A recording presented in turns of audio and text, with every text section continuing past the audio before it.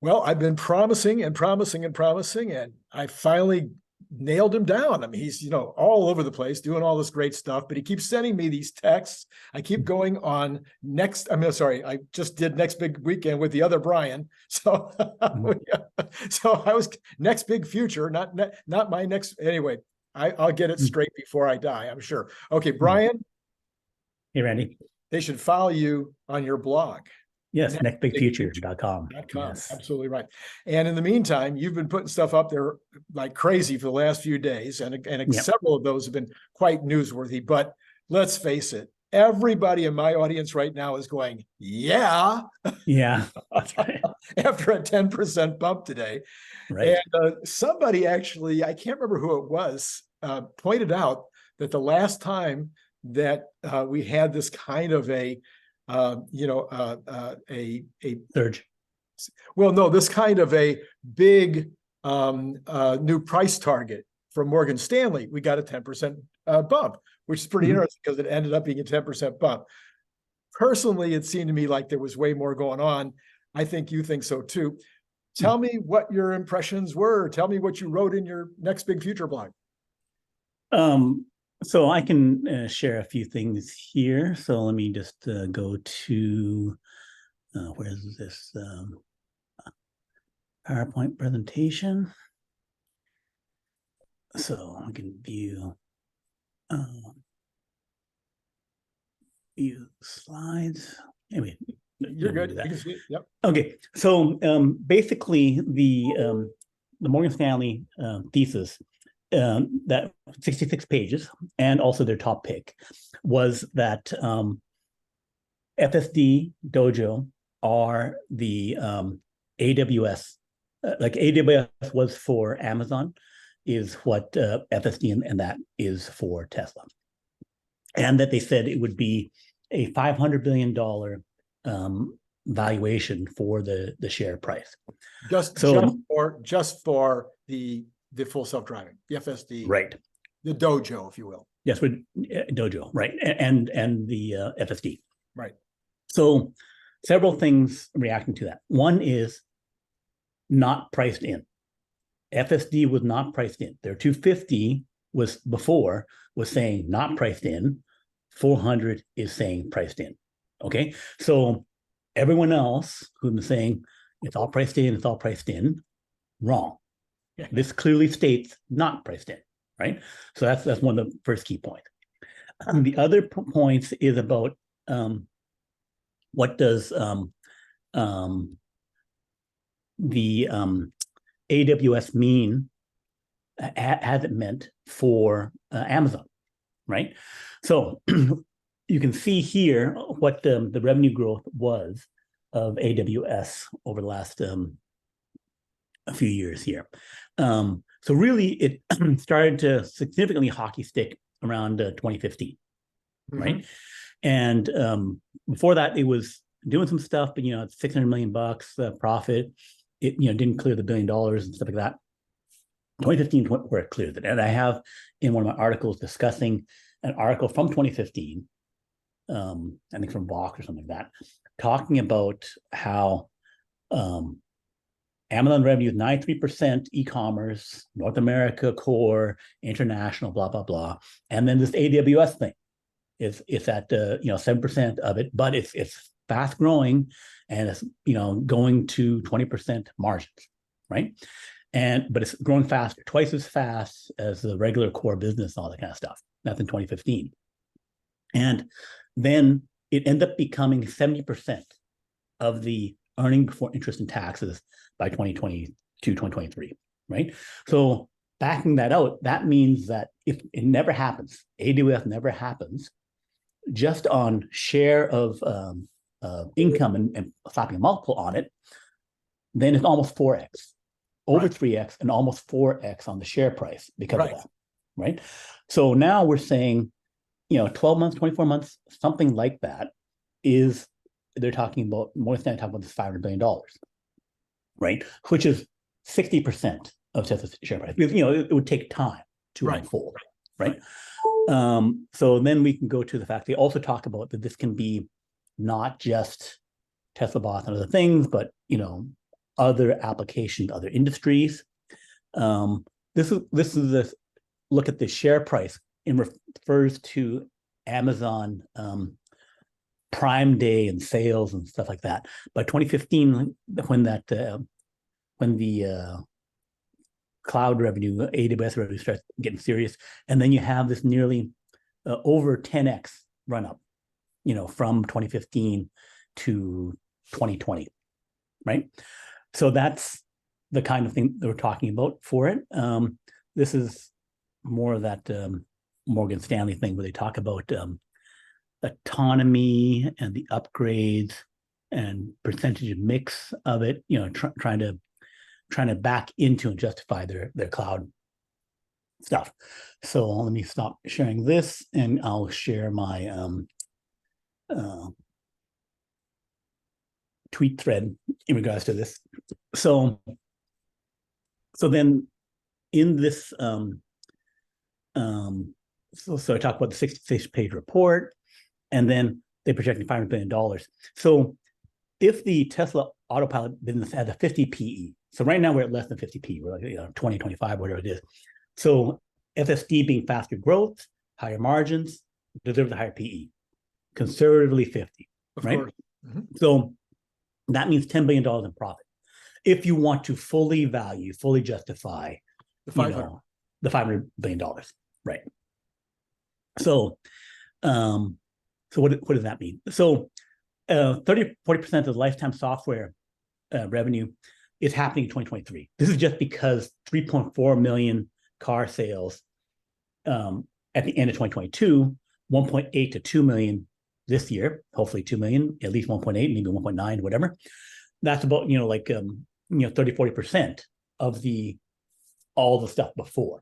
Right. So if we were making $2 to $3 billion in off-pass sales before, then $2 to $3 billion happening this year, right? Sorry, $5 billion before, because of the you're backing into the before based upon the tweets about how many total FSD beta users there were, and 285,000, 300,000 at the end of 2022, and so that's 20% take rate in North America.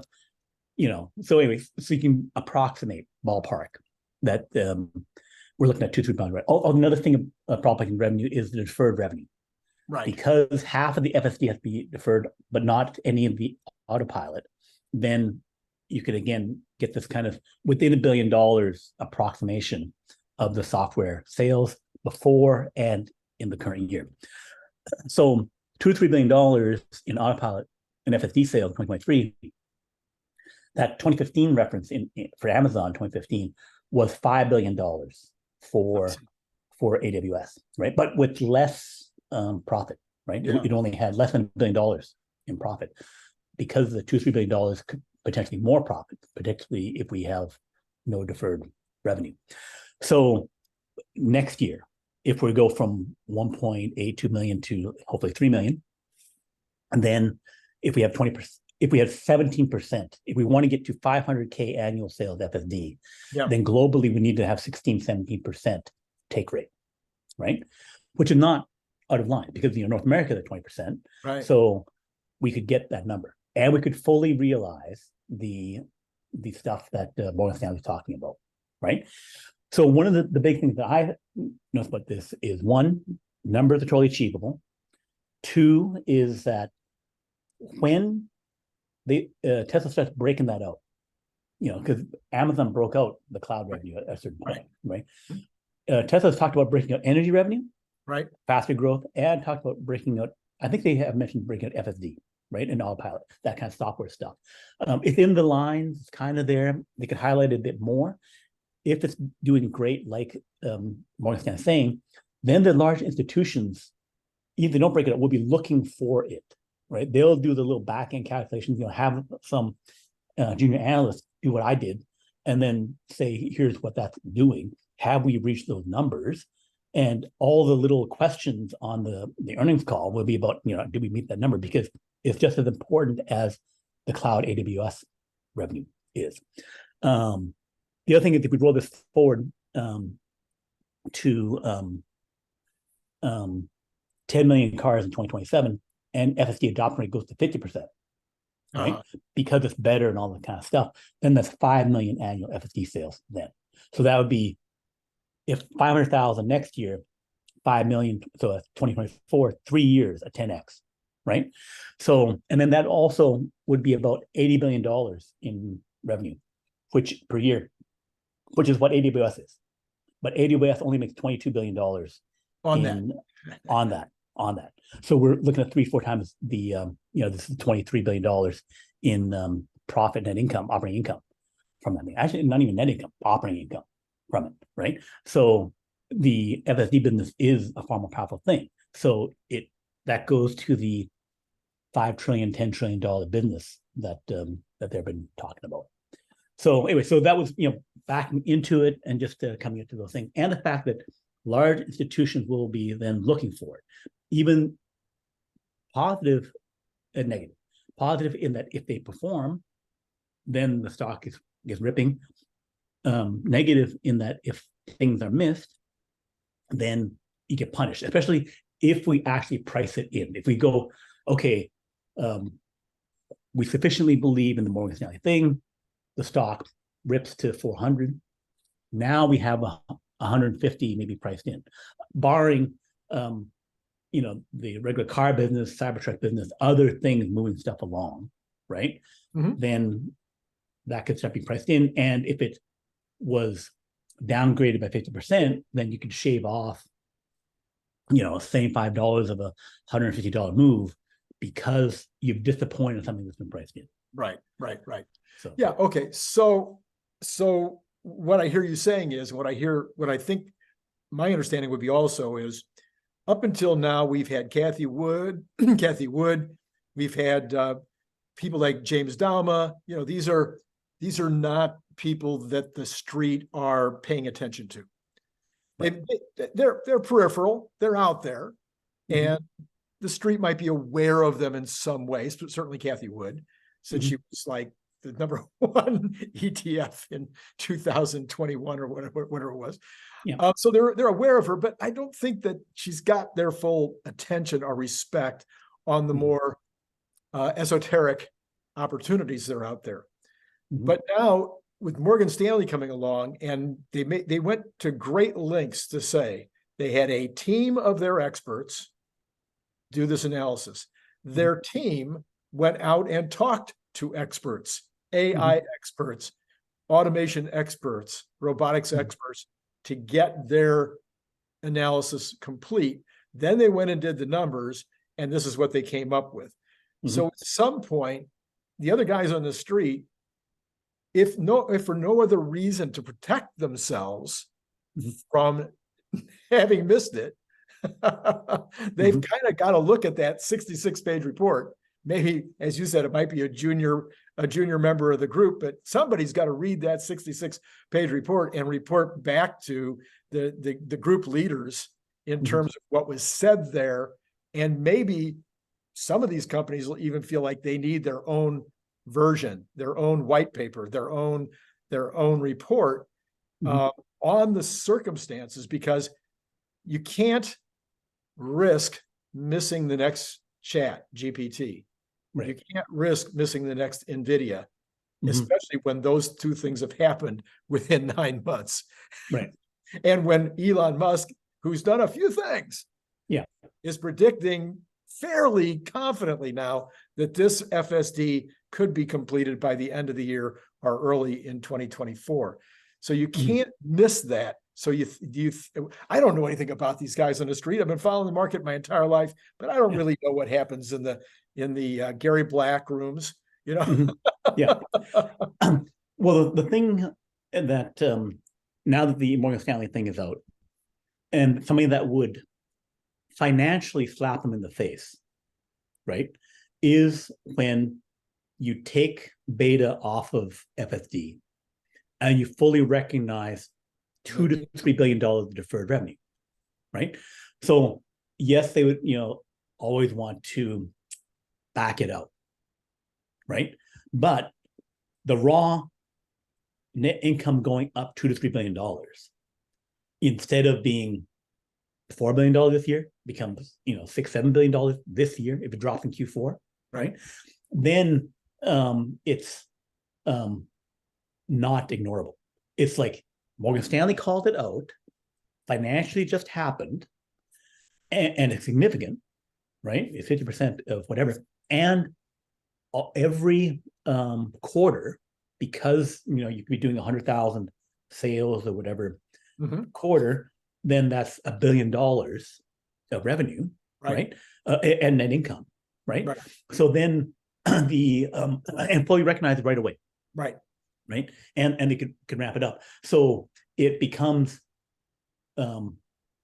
financially impossible to not ignore it, to ignore it, right? Because it's like car sale profitability, 1 billion, 2 billion per quarter. This other thing, $1 billion, energy, $1 billion, and growing faster. Both things growing faster, right?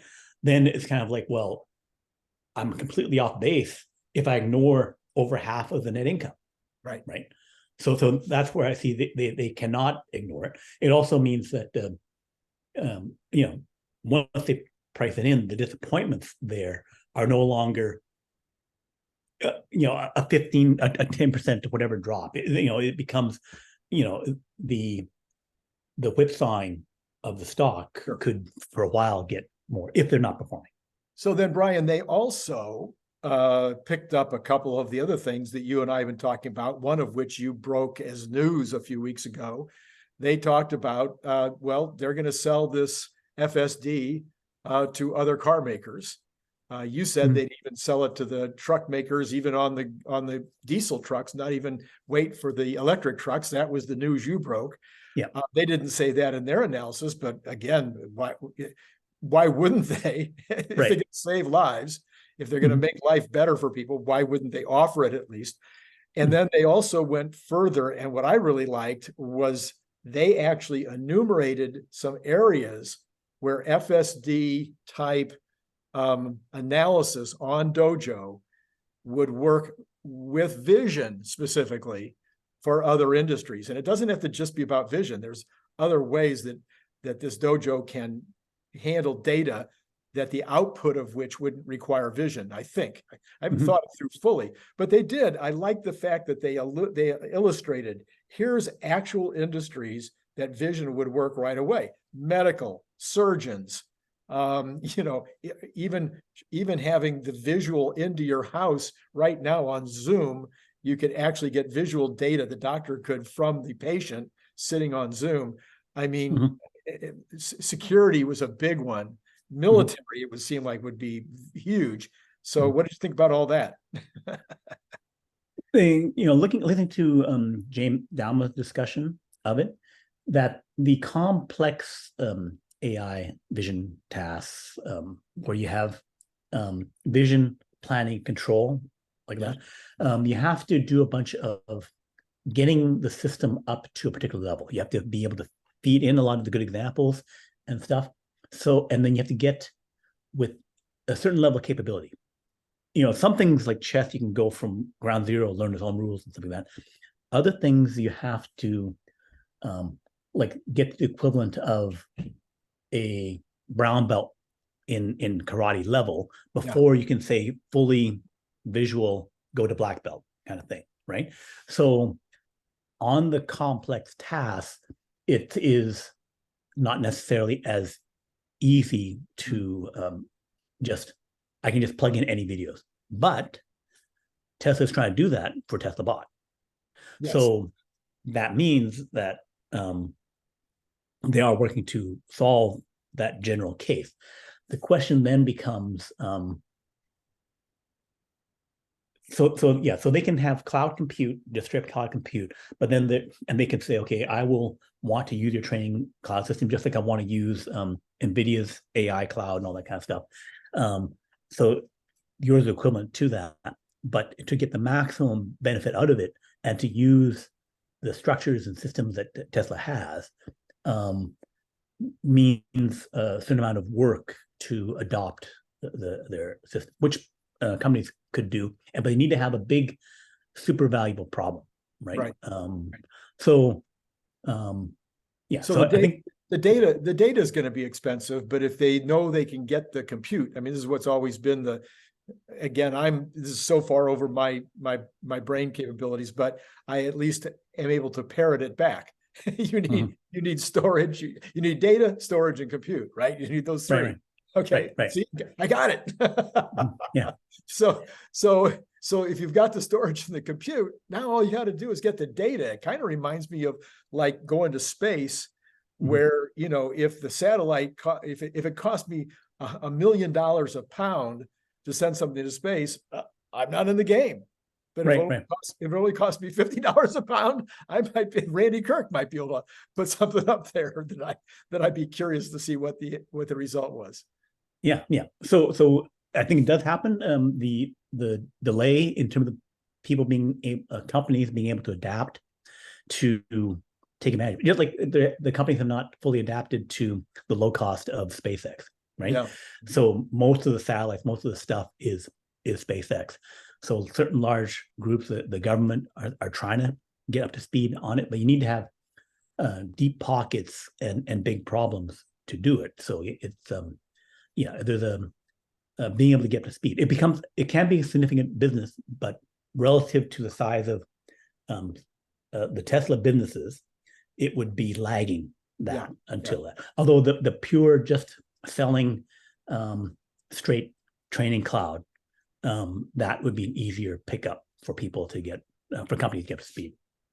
So I'll ask you a weird question. I had Brian White on earlier today, and we talked about so much of this thing that went on today with the stock going up so much and all the news that's coming out this week. And I never got around to this one question, so I'm going to throw it out to you. Elon made a statement yesterday that transparency matters. And I think he was saying that because what's happening right now is Elon Musk is becoming the most transparent CEO, maybe the most transparent human in history, with the release of this massive book, 660 pages, I think it is, written by what most people feel is the biographer of our time, who's done Einstein and all kinds of folks. And then there's all the transparency around it. So the interviews and all the rest of the things that are happening. So I guess that's a potential mixed bag, but Elon says, truth, transparency kind of goes hand in hand. I'm laying it all out there, baby. I've got 3 kids. I got 3 kids with Grimes. With Grimes, not 2. And the third one's name is. Right. What do you think about all that? I think that is it's an interesting approach. I think Tesla and SpaceX would still do what they would do irregardless of the transparency. I think it's just he's chosen to do that, and it plays into what he's doing with X. So that is a factor. The fact that the transparency, the revealing of stuff is, it was basically the prior stated purpose of journalism. Yeah. Right. Yeah. So, so that, the shifts there are something that is, that you're taking the mainstream area that was abandoned by the previous group. So you're saying, okay, we're going to be the transparent, straightforward people, especially if the other side or other groups are choosing to abandon that approach. So it's a good positioning thing and a good brand thing for X. And also it's something that insulates him from gotcha and surprises. Yeah. If he's all, Yeah. Right now he's subject to that. He's been subject to that all weekend. Lots of gotchas and surprises all weekend, but eventually those will all be gone. Right. Because it's if you know everything about the person, it's kind of you can still distort and spin, but it's something where, if you're out there and you have recordings and everything like that,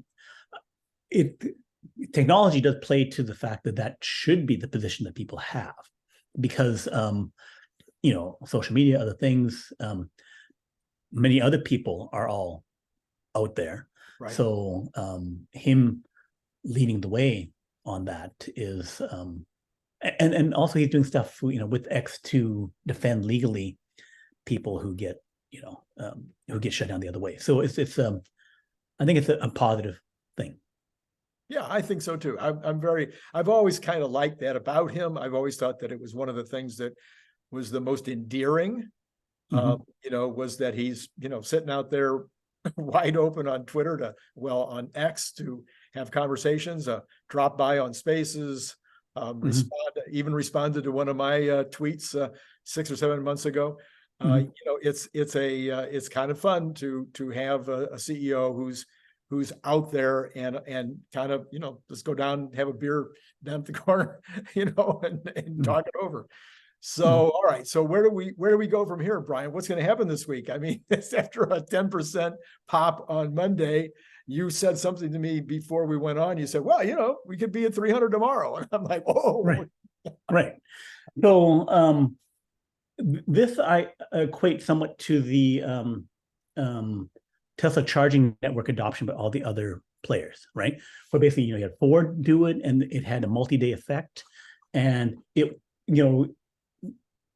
everyone choosing to use that, the charging network, was not hugely relevant financially, right? Immediately, right? It wasn't, but brand-wise, it was good, right? And I think this is good brand-wise, a good stock perception-wise. So if other big analysts, Bank of America, Wells Fargo, whatever those big ones are, institutions that control fund allocations and stuff like that, if they start catching up with their own forecast, like we were discussing, then it could be similar to effect of Ford, GM, and whatever. You have a tailing off effect, right? But as a series of bumps up could be the place. The other thing is that we do have, hopefully, finally, some other good things that finally drop. Like we're still waiting for the Cybertruck and all that kind of stuff in terms of like official release price and all that kind of stuff. But that coming out in the next few days, FSD coming off beta, the possibly increased sales of Model 3. Yes. There's a series of things that are happening, which energy, the gigafactories there, so that the built up good news and performance results could sustain a continued move up to old highs like Morgan Stanley talked about, but even beyond that, where if the results back up, there's a not insignificant chance that we get 600,000 cars produced and delivered in Q4, right? Where the Tesla China has an immaculate Model 3 delivery. They're doing immaculately now. Right. But, like where you could get 110,000 cars per month. So 330,000 there. A modest ramp in Berlin and Austin, some stuff in Fremont, and then you're at 600,000, right? So that would be hugely consequential. One, and especially with better margins from the Model 3. So more cars, better margin. And the other thing is that the prices could be coming up again, average selling price. Like, there's some talk about, I think China cutting back on the low end model, which would then be a 15% bump in ASP or something like that. So there's a series of things where if there's recovery in global demand in many things, combined with the Ford, GM, and Stellantis popping, if they dropped out for a whole quarter, right? There's a series of things conditionally. I think not so uncertain of a decent run up, towards 400, but that if certain other things fall into place, charging up to 500, 600 could happen, and sustainably if the execution keeps happening, ramping Cybertruck, and other things. Well, there was this little minor thing that was supposed to happen in November. I mean, we're talking about all the big things like FSD by the end of the year, or Cybertruck handover, or the Model 3 Highland, how many are they selling, and how's China going to do, and all those things, the energy, most of this stuff is kind of in play already. But there was this thing about November that they're going to start building some kind of robot or something in November. Right. And it's like gone. It's like nobody's even talking. Somebody mentioned it the other day. I'm like, oh yeah, that's right. Right. Yeah, yes. So many big world-shaking things are in the queue. They discussed, from the Isaacson book and from the other stuff, that instead of Giga Mexico, the next generation car could be coming from Austin. The work and the designs could be happening, if in theory could happen by middle of next year. Of course, we don't want to get kind of things before that hatch. Maybe it's late next year or whatever. But announcement there would again be a super game changing thing. So it's and how about 4680? Right, 4680 finally, yeah, hopefully, yeah. There are so many things. How about the Reno groundbreaking for the addition? Holy mackerel, there's so many things out there, but so many of them seem like, I mean, they're, the company's doing well, everything's doing great, but I have to admit that as a fanboy, I always want, I want more. I want more. Yeah. I want them to do the whole thing. So which goes to, maybe it's the, just because of how things kind of break out, like the 2019 thing, where suddenly things kind of accumulated and then they all kind of start hitting, that transition and that kind of stuff. So we have the bad memories of the end of last year, beginning of this year. So it's kind of like, we can't assume it's all going to be good, but if things start executing as they conceive they can be, then things could be really, really strong for the next oh yeah, I've been calling that for a while now, and people are saying, come on, Randy, when are you going to get your back to 300? I'm like, just hang in there, everything's be fine. And then three back to all-time highs by end of January. That's my call. 700 by the end of next year. And that's without FSD. Right. That's my call, 700 by the end of next year without FSD. And I don't think that's crazy, because we were at 400 when our sales were half of what they are now. Right. So why couldn't we be at 800 in November of this year when our sales are double? So I took that off the table. I'm like, okay, we probably won't be at 800 in November, but being at 700 by the end of next year, when we'll be another 50% higher in profits, we'll be 2.5 times higher in profits than we were in 2021. Yeah, I think 700 by the end of next year is a slam dunk. And then if you get FSD, it's probably 1,000, 1,100, 1,200. Well, I think the few keys there are, recovery of margins, right? So, the Model 3 Highland, being great, having margin, selling at a higher price, more demand, and then a revamped Model Y and stuff like that. So if you're selling more cars and the margins have come back, then we get the big price, and we get even more margin from FSD. We get, a new margin from energy, new line of business, where it's like it can all come in, and then we can get that nice, wonderful 4x, and then over 2 years, a 10x thing. So it can't happen, especially, because the thing is, if the changes and stuff that Tesla is doing and Elon is doing are multipliers. It's not like, okay, I'm going to shove out a new Corolla and it's going to increase sales.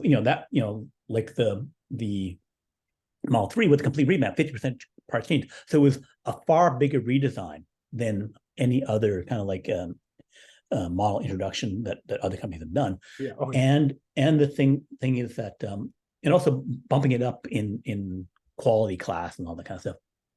But the other things like Tesla bought, where we replace labor, FSD, where we do robotaxi and all that kind of stuff. So the yes, we're disappointed that we're waiting, but it's like waiting for the impossible, just be late. And And when the impossible happens, like it's like the, you know, like the for the space launch system.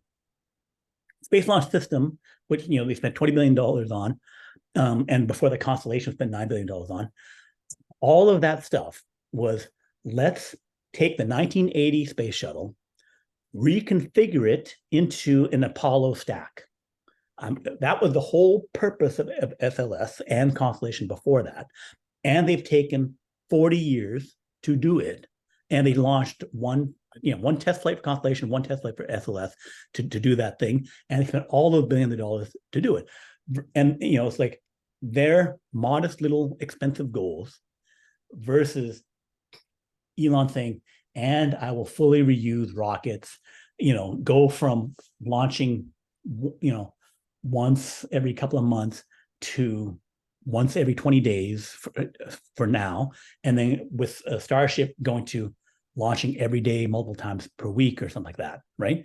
You know, near airplane levels of activity. So it's like, because his goals are, I do this at 3x, I do this at 3x. It's like, he only has to do one or two of them to get the double in.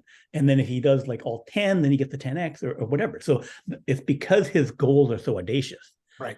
Yes. And so impactful, yes, that you can get these continued huge jump. And as a massive company going for technology startup bets, you know, you can have a technology startup, but then he still behaves and acts the same way as, you know, the serial startup 16 guy. years later, it's still a startup. Yeah. Even though it's 1,000 times bigger, he's still treating everything like a startup to get the multiple goals. Yeah. So Brian, tomorrow, Walter Isaacson's book is going to come out, and we know he's a big star as a writer. Mm-hmm. But, you know, I was thinking about, you know, the fact that he's coming out tomorrow with this big book, and I've read the stuff that has already been kind of put out there ahead of time. And I thought to myself, if people really want to get to know a lot more about Elon Musk and a lot more about his companies, there's so much stuff that's not going to be in Walter Isaacson's book that is sitting there in a book that was published, I don't know, almost a year ago now. And most of it is still totally relevant, especially your stuff, the stuff that you did on SpaceX and the stuff you did on Starlink and the stuff you've done on the telecommunications and whatnot. All of that stuff is just, there's nobody's superseded you on any of that kind of stuff. That's still all relevant. About 80% of the book, I think, is still 100% not been supplanted by more recent, you know, information and news. And then the Elon Musk method, it's basically the stuff that I'm hearing right now about Elon in the Isaacson book. I wrote that 4 years ago, talking about the 16 characteristics of Elon Musk that were valuable and useful, that could help any small businessman become, or even a business manager, become better at what they do. I don't. And then there's your website. Let's see. The large. You just got some award or something. You got some kind I didn't get an award, but basically, when you go to SimilarWeb, you can get a third-party tracking of website traffic. Oh yes. And I in August had more traffic than technologyreview.com, the MIT technology site. They had 1.9 million views. I had 2.4 million. And so I beat them by 25%. And also the other tracking that the SimilarWeb checks everything on the internet was globally, for any website of any kind, traffic-wise, I was about like 36,000th. In the United States, about 17,000th. And then for news and media, I almost cracked the top 1,000 for any news and media site. Wow. So again, you know, beating right next to MSNBC. Yeah, that's right. Yeah. So anyway, folks, I don't know. You know, I'm sure you'll most of you will probably buy the book, buy the Isaacson book tomorrow, or maybe you've already put in your pre-order. I know I'll be reading it from cover to cover as fast as I can. But I want to tell you something. There's a couple of books and there's a website, and you could fill up. I think you would. I'm just going to guess that you would learn more from those two books and Brian's website than you will from the Isaacson book tomorrow. So anyway, you know what to do. Go to Amazon, go to Brian, to nextbigfuture.com, and you should be there every single day checking out what he's talking about. Brian, thank you for coming on and helping the crowd here today to understand just a little bit more about what's going on with Elon Musk and Tesla. And we'll have you back later in the week, maybe, depending on what in the world. So much news. Oh my gosh. It's a crazy, crazy week. Okay. Thank you. All Talk right. later. And to all of you out there, it's been great talking to you.